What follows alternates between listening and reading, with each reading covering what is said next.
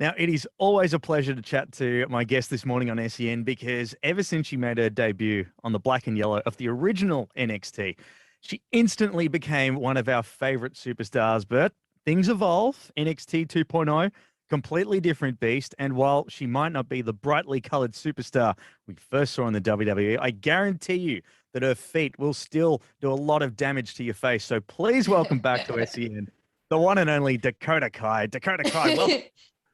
Hello. Yes, I am still me. I've been through many iterations, but the kicks remain deadly. Well, before I start, I do want to mention you had an absolute blinder of a match against Saray on the most recent edition of NXT. I mean, pound for pound, vicious. It was like watching someone spam the kick buttons in a game of Mortal Kombat. That's how That's vicious how it I was. play video games. So Well, that's clearly how you guys wrestled too, because yeah. I mean, the cool thing is now you and Saray are one win apiece because last year you sent her packing before NXT Takeover 36, and then Yes. she took a bunch of soul searching, came back. So would you once and for all like to have another match with her and maybe, even the score and prove once and for all that who's the superior one? Oh, absolutely. And like Saray and I have had a very long history. My first tour to Japan in 2013, she was basically a young girl at the dojo I was staying in. And we got really close. We hung out, we trained together, we did all the things, we set up the ring together, all that stuff. And to have her join NXT was super cool. It was like a full circle moment, but definitely with the matches being 1-for-1, I think there needs to be a decider at this point. I love her, but kicks need to be dealt. Yeah, it's all business inside that squared Yeah. circle. But Yeah. we're looking at a really busy time coming up in NXT 2.0 in the next few weeks. Got the Vengeance Day coming up this Wednesday here in Australia and New Zealand. But we've also got the Women's Dusty Cup that's on the horizon. Now, you were the first winner of the Cup last year. This year, you're a bit of a lone wolf. So are you going to, well, let's just say if you were going to try to go back to back, who would you want as your partner? I mean, is there anyone good enough to be your partner, quite frankly? Look, I feel like I could enter the tournament by myself. I mean, I know everyone knows I can like take a lot of damage as well as dish it, but I don't think I'm allowed to. To be honest, I mean, definitely not Raquel. I mean, she's clearly gone down the core route, so it's fine. And I don't think she would ever trust me again anyway, so whatever. To be honest with you, like I had a few interactions with Wendy. So I don't know what that means. She's kind of like new on the scene, but I don't know. We'll see how that goes. I mean, she seems like she doesn't really care. She's like sleeping half the time in the back, like in the locker room. So I don't even think she cares whether or not, and also it depends who can trust me. I mean, I don't have the best track record with, having friends. So yeah. Well, if you do team up with Wendy, at least it'd probably be the first tag team that could wrestle in onesies, maybe. Very comfortable. Oh, yeah. I don't know if I would do that, but like, it seems comfortable, but it also seems like it would be very hot. I don't know if I would do that. And at the high pace that you wrestle, it could be hard to be the captain of Team Kip when you're also the captain of Team Comfortable as well. Yeah. I have to choose one route, although props to her for doing it. It looks very comfortable. Yeah, certainly. Now, there have been a lot of changes in NXT. We're seeing a lot of new faces trying to make a name for themselves. But the old school NXT faces like Pete Dunne, Ciampa, Indy Hartwell, and yourself are still sort of showing the newbies how it's, how to steer the ship a little bit. But what do you find are some of the differences for you, at least, between old school NXT and 2.0?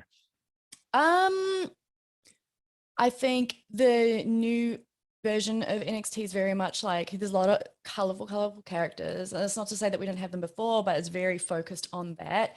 But for me personally, I like to sort of, I don't, besides from my character being slightly different, I like to maintain like the level at which I compete in the ring. And that's always been a priority for me. I'm at heart, that's just how I am.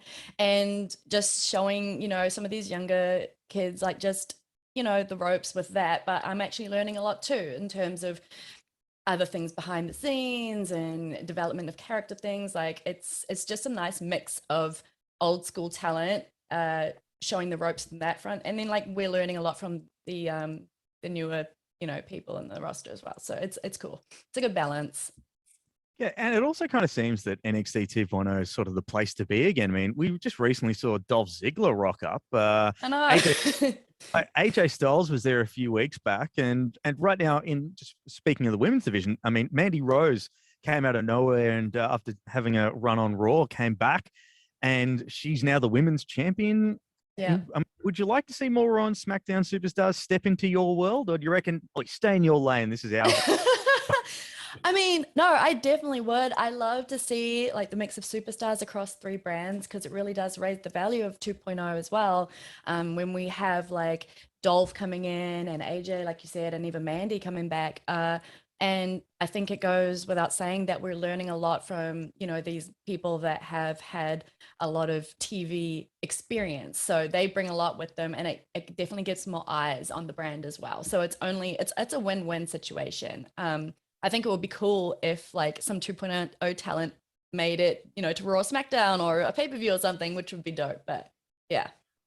We'd love to see that. That'd be pretty cool. And one thing that I do sort of really enjoy, especially with the WWE Network, is, you have made a couple of appearances on like Main Event, and it's every time I see the little thumbnail pop, I'm like, well, got to click on that and watch that one. But, how's that experience sort of been for you when you're actually on that much bigger crowd, and, like even just walking down that ramp, it's so much bigger than what's I in 2.0. know.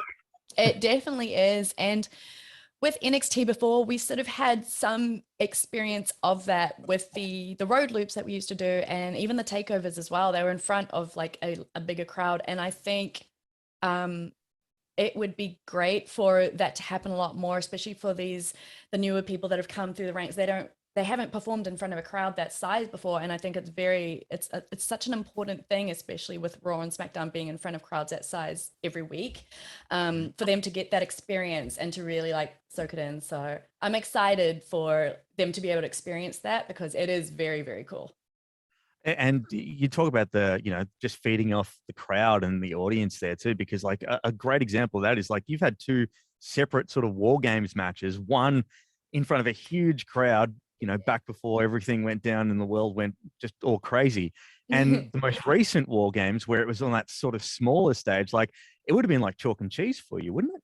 Oh, absolutely. It's like, so the first War Games, yeah, in front of the best crowd, and that the reactions of the crowd playing off of the moments, like that's what makes awesome matches like that. Like with the first one, when I turned on Tegan, it was just insane. Like obviously that moment was special, but the reaction was like a whole nother level. And then the next 2 War Games were in front of like, well, I think the second one was in front of not that many people, but then the most recent one, was it the screens? I don't really remember. And then one last year was in front of like a slightly bigger crowd than the year before.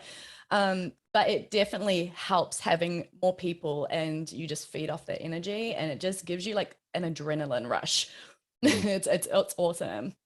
Well, it's funny, like when you talk about the WWE Universe, I mean, here in Australia and New Zealand, I mean, we love watching you on Fox 8 here in Australia, and on Sky in New Zealand. I know that they get our program, your program as well, but what we really miss is actually seeing you on our shores, and I'm sure the feeling is mutual as well. And while it does seem like we are a world away, does it help for you, at least as a superstar, that knowing that every time you step into the ring, you've literally got an entire nation cheering you on and supporting you no matter what happens? That to me means more than anything, especially like you said, I haven't been home since 2018 now. And it's just knowing, like, we're such a small country, but just knowing that I have that support of being like the lone Kiwi right now that's here, it's so cool. Like I'll see little messages here and there of like, kia ora, like watching your progress from Aotearoa. It's awesome. And even in Australia, because I spend a lot of my time on the independent scene there too. It's just, it really gets me, especially, I miss home so much, and I hope I get to go back home soon. But yeah. Fingers crossed with stuff kind of becoming a little bit more normal. That'll happen sooner rather than later. But look, you've been very generous with your time. But before I wrap it up, I did want to ask you one question. There's the range of new WWE Mattel Elite figures that are out right now. They're Royal Rumble ones. There's a set of 4, which is you, Big E, and WWE legends Yokozuna and Earthquake. Now, did you realize just how popular you and Big E, the figures, are becoming to find? Because the minute they go on shelves, they disappear. They're snapped in an instant. I And haven't even seen oh yeah, them. because people keep buying them. So for a guy like Yeah. me that loves collecting these figures, I'm still trying to hunt down you and Big E, and it's just crazy. I know. And people think that I know where to find these, but I don't. I really don't. I'm also like in the Targets, like going, oh, not here. I don't know where to go. But I have recently had a lot of people message me with pictures of, you know, their Mattel Dakota Kais. So I think they're out there. It's just like very much a mission to find these, but I love it. Looks so cool. I want to see it so badly, but yeah, the more people are finding them. So that's hope, right? Yeah, it is kind of cool. I kind of wish not a lot of people. I was one of those people, but hey, look, what I can get here. Soon. But like I said, Dakota Kai, you've been incredibly generous with your time. You always are with us here at SEN. And like I said, we cannot wait to see you back on our shores. But until then, I'm sure every single person in Australia and in New Zealand will be watching you every Wednesday on Fox 8 here in Australia and on Sky New Zealand. All the best. Cannot wait to see you on our shores, and hopefully we get to chat again soon.